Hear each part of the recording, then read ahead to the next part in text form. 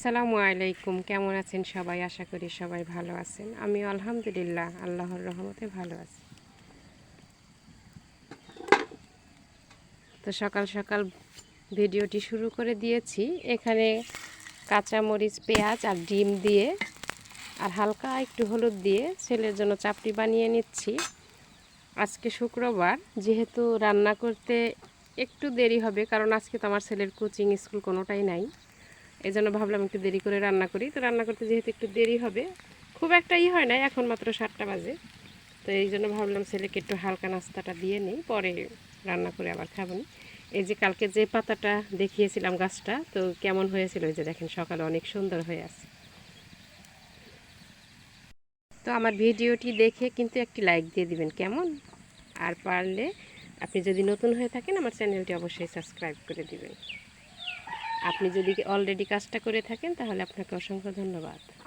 মুরগি যেমন ডাকাডাকি করতেছে, ওদিকে পাখিও ডাকাডাকি করতেছে।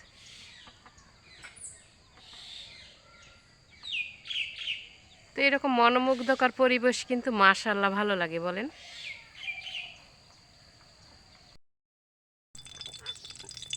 বিসমিল্লাহ।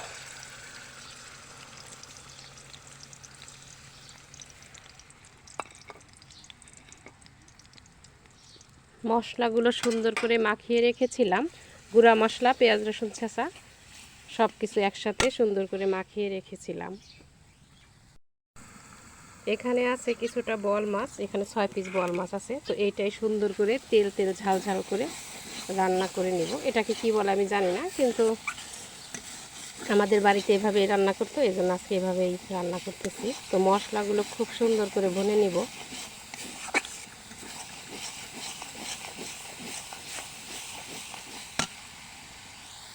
তো মশলাটা খুব সুন্দর করে কষানো হয়ে গেছে, এখন মাছগুলো দিয়ে দিব।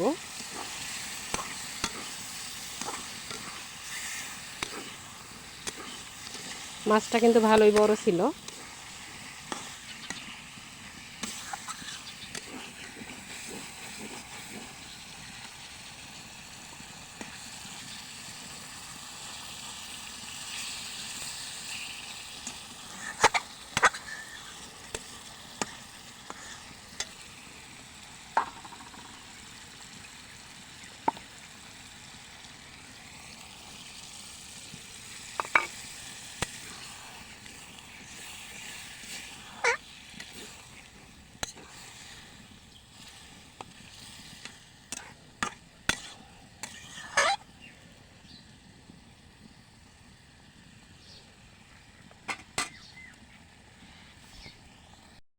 এখানে বিলাতি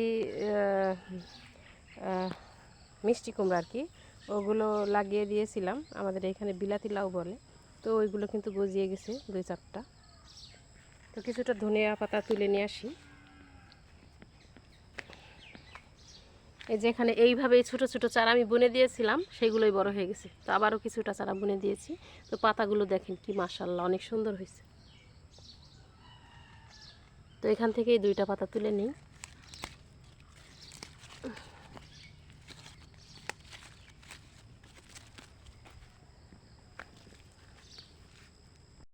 তো খুব সুন্দর করে কিন্তু কষানো হচ্ছে।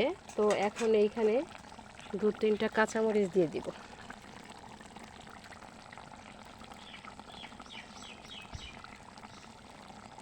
সাথে দিয়ে দিব ধনিয়া পাতা কুচি।